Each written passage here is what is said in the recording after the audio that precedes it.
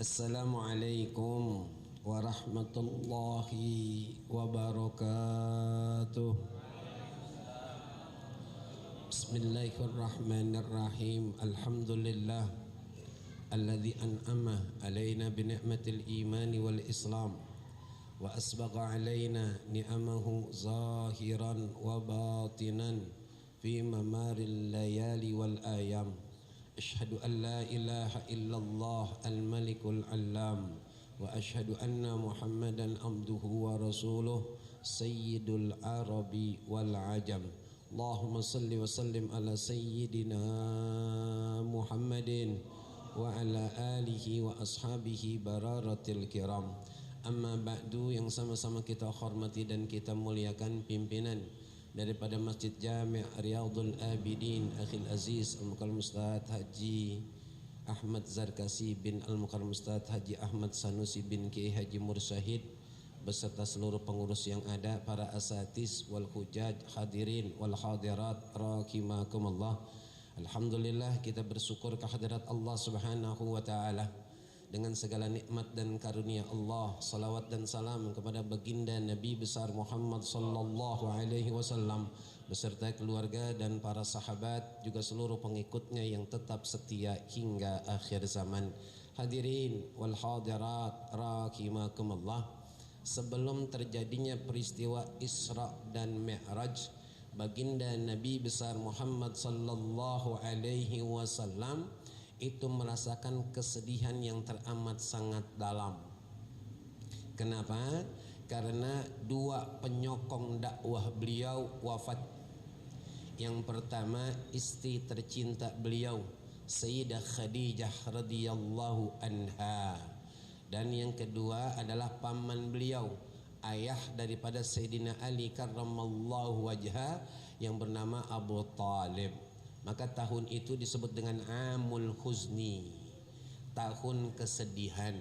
Kalau bahasa kita, Allah nggak pengen kekasihnya berlama-lama sedih, maka Allah hibur beliau dengan Isra dan Mi'raj untuk tetap kembali kepada Allah Subhanahu wa ta'ala. Maka pesan yang tersirat dari ini adalah setiap kita umat Islam, khususnya manusia umumnya, nggak pernah lepas dari ujian dan cobaan Allah Subhanahu wa taala. Kata baginda Rasul sallallahu alaihi wasallam, "Ma yazalul bala'u bil mu'mini wal mu'minati fi nafsihi wa malihi wa waladihi hatta yalqallah wa ma alaihi khati'ah." Akan senantiasa ujian dan cobaan menimpa umat Islam, laki juga perempuan, pada dirinya, anak turunannya, harta bendanya. Maka kita sabar, kita tabah, tetap istiqomah kepada Allah Subhanahu wa ta'ala. Maka besok kita kembali kepada Allah dalam keadaan bersih dari dosa-dosa yang ada. Itu pesan yang tersirat. Jadi kalau kita dapat ujian musibah, suntuk, berat dan seterusnya, maklum saudara, masih hidup. Cuman jangan lari ke tempat-tempat yang Allah nggak suka. Nongkrong mungkin senang dapat saudara, tapi tenang enggak. Balik ame Allah, enggak usah jauh-jauh.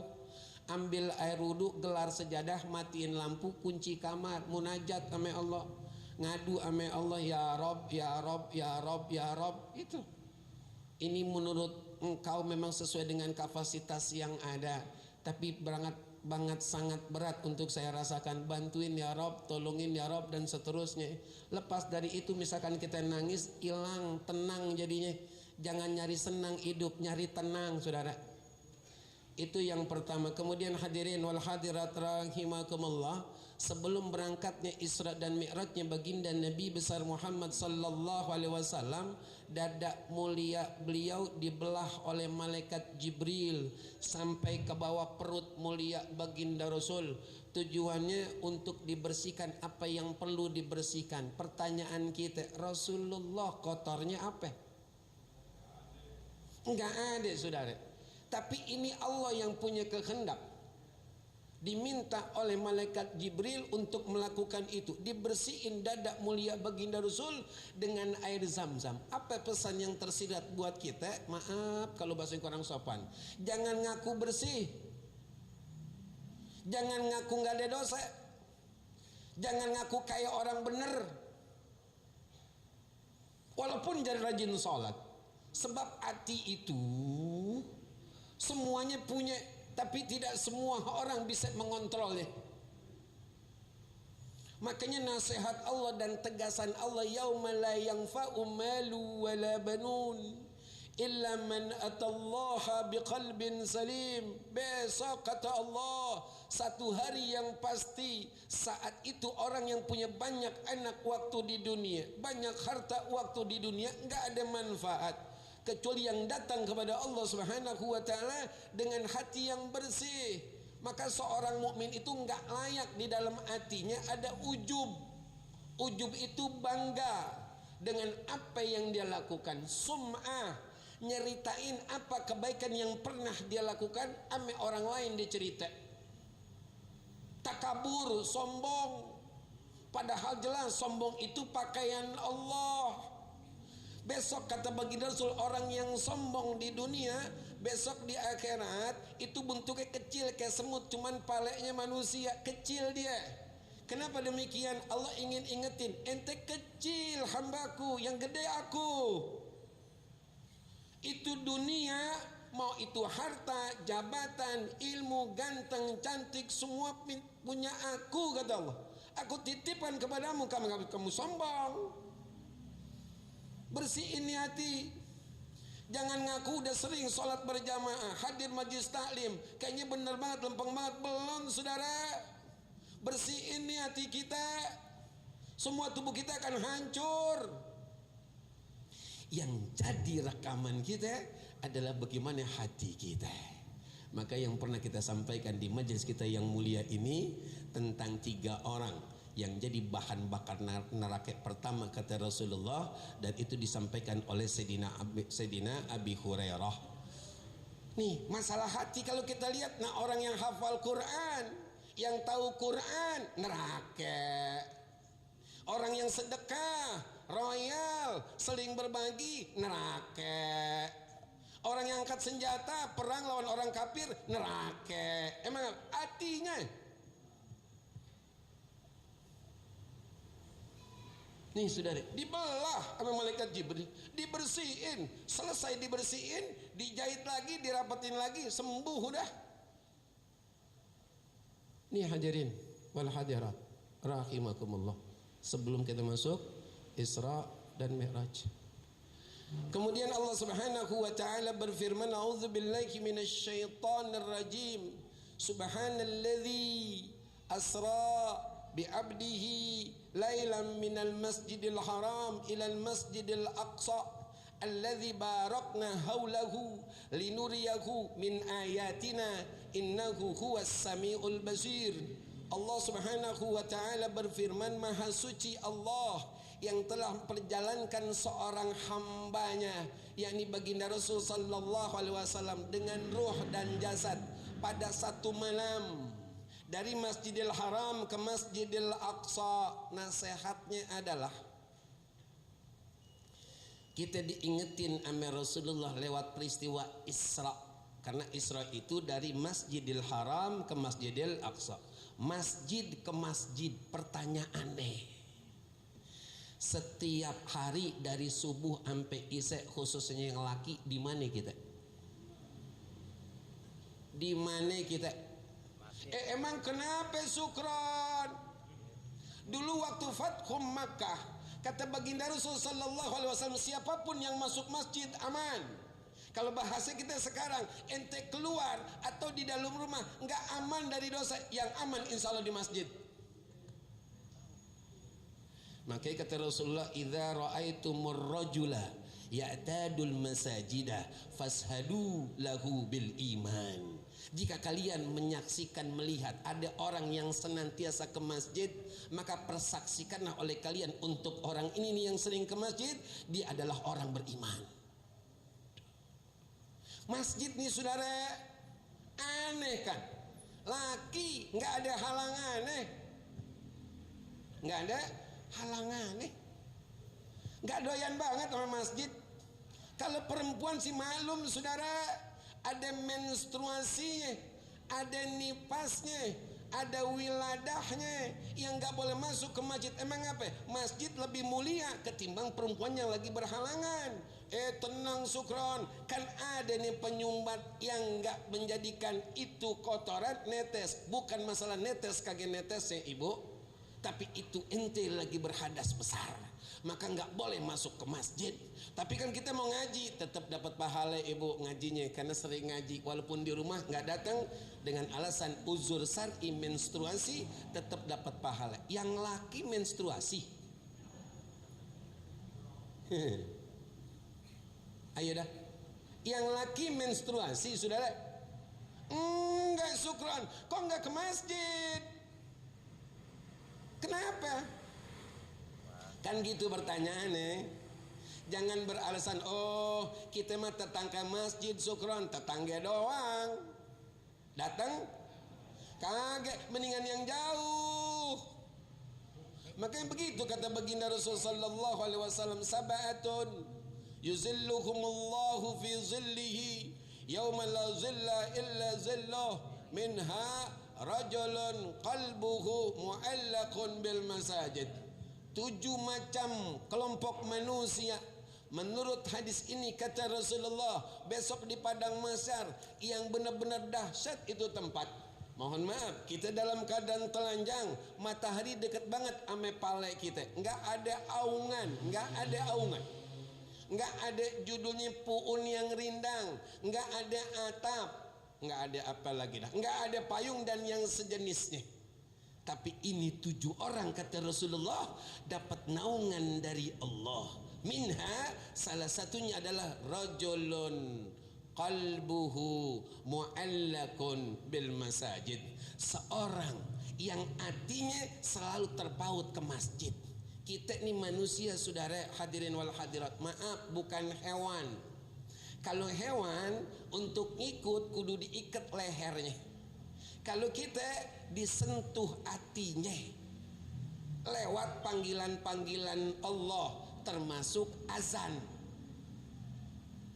Tapi kalau hatinya udah keras, qaswatul qalbi, nggak tembus saudara. Walau mepet rumahnya ame tembok masjid, nggak tembus. Dia mau datang selonjoran, digotong, taruh di depan, tuh masuk masjidnya begitu. Ada yang mau begitu? Halo, assalamualaikum. Ada yang mau begitu? Ya nggak apa-apa juga sih. Cuman pertanyaan apa yang nggak malu? Itu ame karpet masjid. Nah tetangga masjid masuk ke selonjoran. Kan itu saudara, nih masjid. Maka tolong kita ada di sini nih. Kita nggak ngapain saudara. Kita masuk aja dari rumah nih, ya kan, masuk ke masjid, kaki kanan pakai adab, ucap salam, niat i'tikaf, salat tahiyatul masjid 2 rakaat, duduk aja kita. Itu dapat pahala udah. Kita dari rumah masuk warkop, duduk aja dapat pahala enggak? Nanya doang saya. Enggak ya? Ini saudara, ini Baitullah, rumah Allah. Apa aja kita dapat. Cuman anehnya masih banyak yang kurang doyan. Kurang doyan.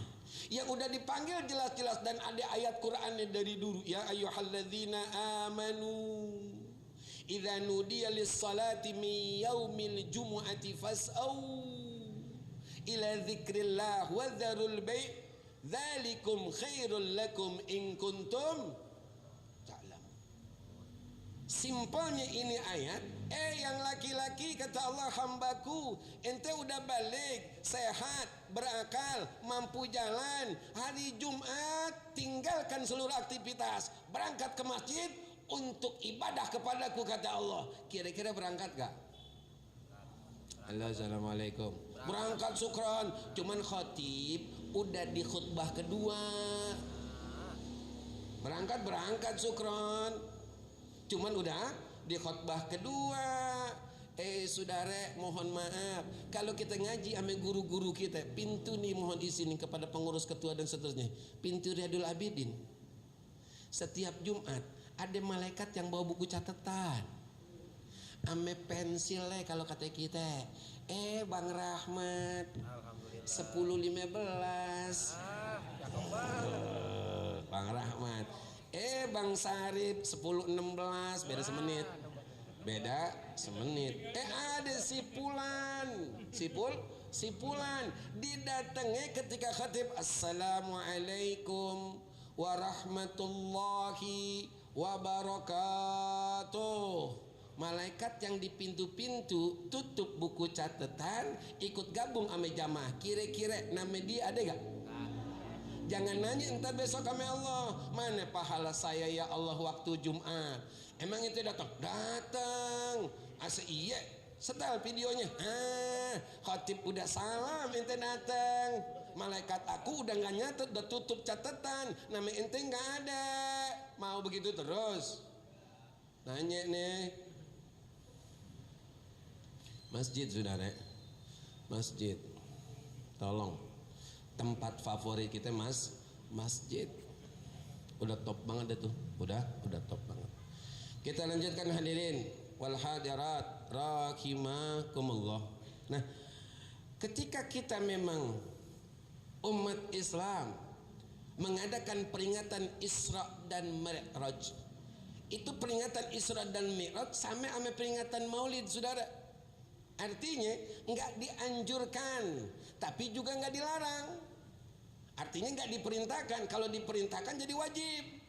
Berarti yang nggak ngerjain dosa. Tuh kalau diperintahkan, tuh nggak dilarang. Nggak dilarang. Kalau dilarang yang ngerjain dosa. Bener gak? Iya. Tujuan diadakannya maulid supaya kita nih umat Islam laki perempuan kenal banget sama Rasulullah. Syukron, tenang, kita kenal. Ibu-ibu sering baca rawi, bahkan latihan baca rawi. Pertanyaannya, kenal gak sama Rasulullah? Ibu kenal gak? Assalamualaikum. Bapak kenal gak? Syukran, yang penting kita tahu itu Nabi Muhammad SAW. Bukan begitu saudara. Ada satu hari baginda Rasul SAW masuk ke perkebunan korma milik Bani Najjar. Lalu tiba-tiba beliau mendengar sesuatu dan merasa takut, kaget. Lalu beliau berkata kepada para sahabat, "Man sahibu hadzal kubur?" Kata baginda Rasul, kuburan siapa nih? Nanya sama sahabat. Faqalu, kata sahabat, nasun matu fil jahiliyah. Mereka ini ya Rasulullah, manusia-manusia yang mati dalam keadaan kafir. Apa kata Rasulullah? Na'udzubillah min adzabil qabri wa min fitnatid dajjal. Kita berlindung kepada Allah dari fitnah kubur dan juga fitnah dajjal. Wa madzaka ya Rasulullah? Kata para sahabat, emang apa? Apa kata Rasulullah? Seseorang yang udah meninggal diletakkan jenazahnya di kuburan. Lalu orang-orang yang nganterin keluarganya semuanya pada pulang. Kedengaran oleh jenazah suara sendalnya, sepatunya. Datanglah dua malaikat untuk jenazah ini. Fayakulan, dua malaikat ini berkata, jenazah fulan bin fulan, ma kunta taqulu li hadza rajul ay li Muhammadin. Fulan bin fulan, apa yang kamu akan ucapkan dengan ini nih laki-laki yang namanya Muhammad? Kata orang mukmin menjawab, ya Rasulullah, asyhadu annahu abdullah wa rasuluh. Wahai malaikat munkar dan nakir, ini laki-laki yang engkau sampaikan, engkau tunjukkan kepada kami, kami bersaksi bahwasanya beliau ini adalah hamba Allah dan utusan Allah. Apa kata dua malaikat itu Bapak Ibu yang saya hormati? Unzur ila maq'adika minan nar. Fulan bin fulan, no lihat no tempat ente, bangku ente di neraka. No lihat no. Qad abdalakallahu bihi maq'adan minal jannah. Sungguh kata malaikat ini telah Allah ganti tempat duduk ente di neraka jadi tempat duduk ente di surga. Gara-gara apa? Ente tahu yang namanya Muhammad. main-main saudara, makanya jangan cuma maulid. Jadi panitia capek cuma maulid doang. Guru tausiah ngopi ngerokok tahu dah kakak. Wow banyak saudara di sebelah dia Abdul Abidin. Oh yang kanan yang kiri. Jadi nggak ada perubahan saudara. Nggak kenal yang namanya Rasulullah, nggak kenal yang namanya Muhammad. Ketika hal ini ditanyakan oleh malaikat munkar dan nakir, ame orang kafir, ame orang munafik, apa kata mereka?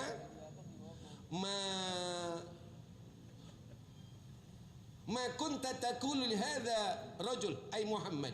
Apa yang engkau tahu wahai orang munafik, orang kafir tentang ini laki-laki? Kata ini laki-laki, ma adri, aku enggak tahu.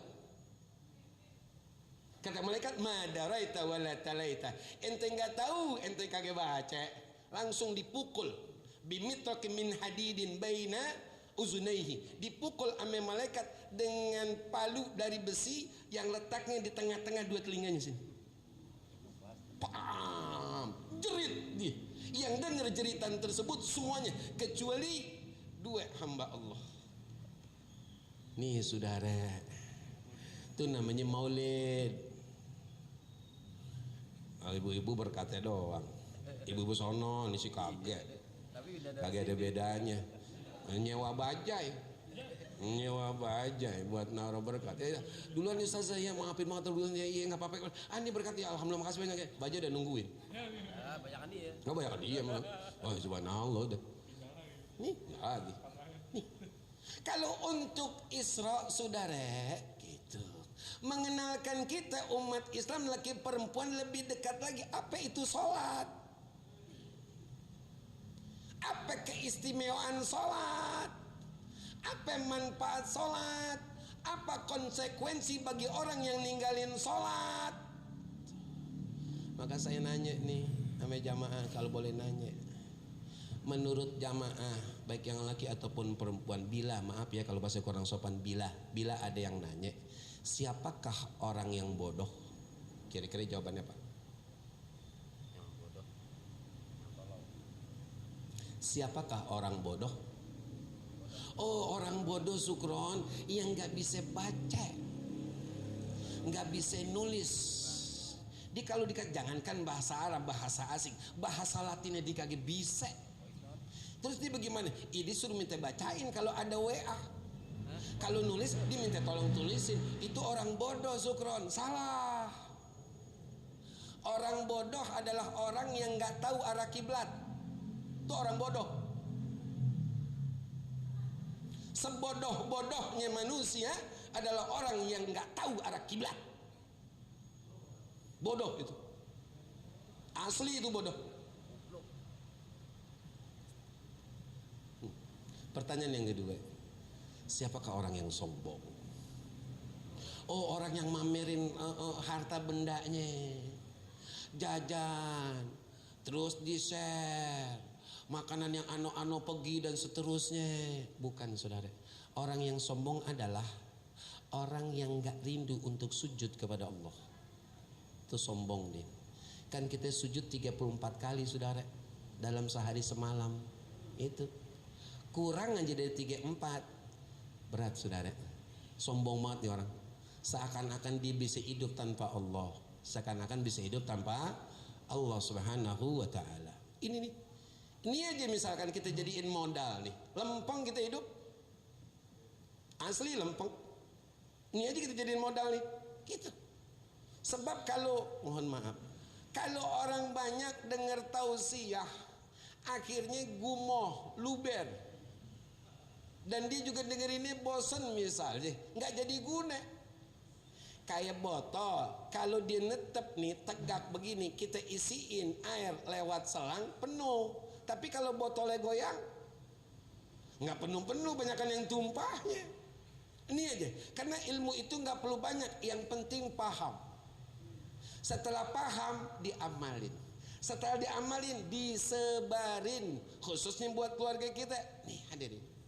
Maka sebagai closing, kata baginda Rasul sallallahu alaihi wasallam, man hafaza 'ala sholati akramakullahu bi khamsi khisalin.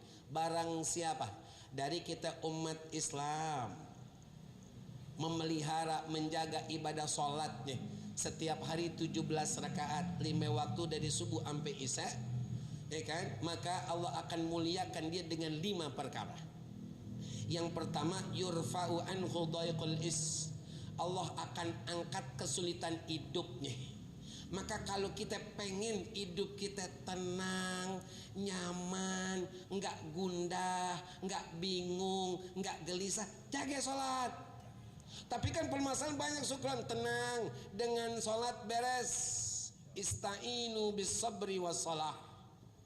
Beres. Kita punya masalah jauh dari Allah.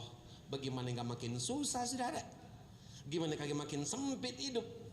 Bawaannya udah emosi aja. Lihat bini ngambek, bini lihat laki benci. Emang apa? Permasalahannya nggak kelar dan Allah ditinggalin, kusut jadinya. Yang masuk adalah makhluk-makhluk jahat yang memang ingin mencerai berakan mereka itu rumah tangganya, karena dia lari dari Allah. Mestinya lari ke Allah, bukan lari dari Allah. Yurfa'u anhu dhaiqul is wa adzabul qabri. Dan Allah pastikan lewat hadis Rasulullah, orang yang jaga ibadah sholat 5 waktu sehari semalam, sholatnya pakai ilmu, bukan sekedar gerak badan, pakai ilmu, saudara. Maka dipastikan besok dimasuk ke alam kubur, nggak ada fitnah, nggak ada siksa buat dia dari Allah Subhanahu wa Ta'ala. Emang apa? Sholatnya cakep. Tenang sukron, takkan kita matinya malam Jumat atau hari Jumat. Kan kata Rasulullah begitu. Orang mukmin yang meninggal hari Jumat atau malam Jumat bebas daripada azab kubur. Emang ente tahu matinya kapan? Kan kaget, saudara. Kaget, saudara. Asli kaget. Kecuali kita tahu, santai kita, istilahnya begitu. Kita nggak tahu, saudara, kapan matinya, tapi pasti mati. Tuh. Maka jaga sholat kita. Kita akan bebas dari azab kubur insya Allah. Wa yu'tihillahu kitabahu biyaminih. Lalu kata baginda Rasul, kemuliaan yang ketiga yang Allah akan berikan buat orang yang menjaga sholat, laki ataupun perempuan, besok Allah akan berikan buku catatan amalnya dari balik sampai dia meninggal dengan tangan kanan. Silakan Bapak Fulan bin Fulan, siap ya Rob, makasih ya Rob, sampai-sampai kata Allah kalau pakai bahasa manusia, ngasihnya tangan kanan, saudara. Pak Rahmat, Bang Rahmat, terima Bang Rahmat. Bininya ada gak sih? Oh, bininya kagak ada. Itu dengan tangan kanan tuh indikasi baik, indikasi kita akan selamat insya Allah.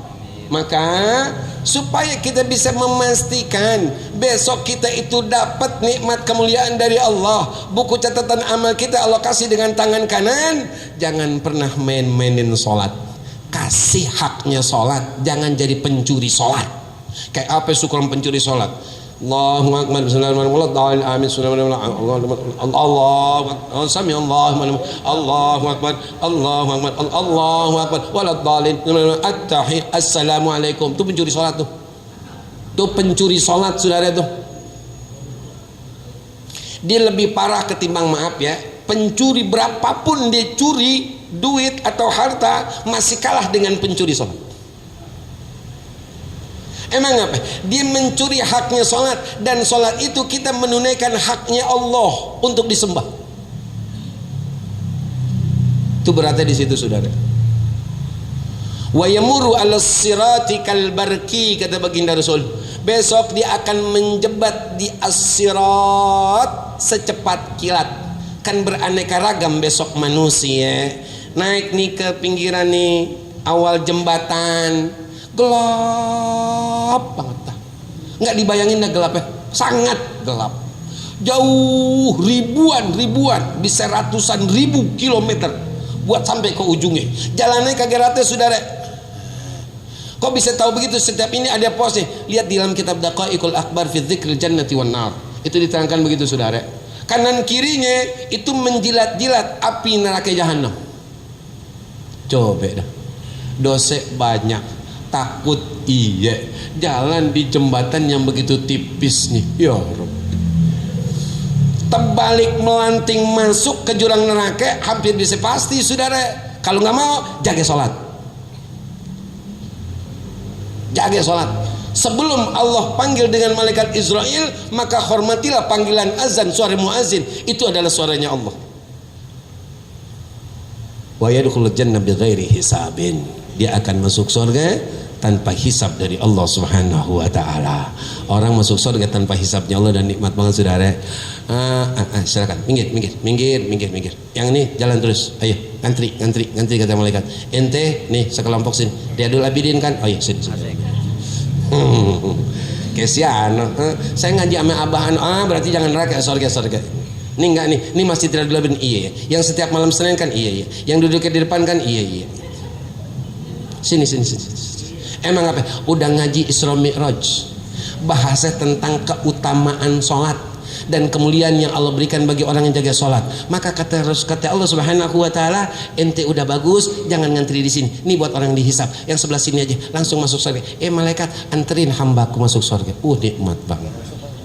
Mudah-mudahan kita masuk dan keluarga kita ke dalam surganya Allah tanpa hisabnya Allah Subhanahu wa taala. Hadirin wal hadirat rahimakumullah.